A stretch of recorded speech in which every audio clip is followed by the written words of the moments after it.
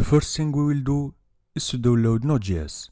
We go to the website nodejs.org and we install this version. To verify the installation of Node.js, we type node-v and we can see here the installed version. And to verify the version of the Node Package Manager, we type npm-v and this is the installed version. Then we will need to install the Angular CLI. We go to the website of the Angular CLI and we copy the first command. We open a command prompt, we paste the command here.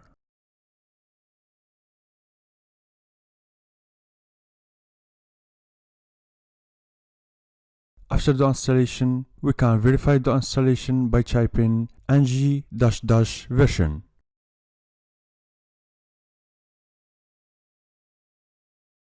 And here we can see the installed version, which is the last version.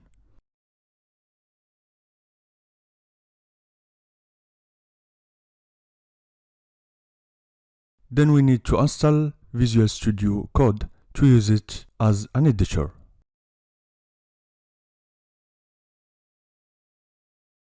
To create new project, we type ng-new and we give the name of our project.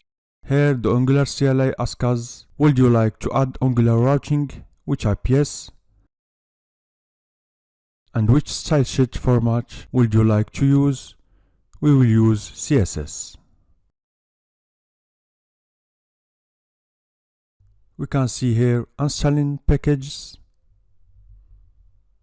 and our project was created.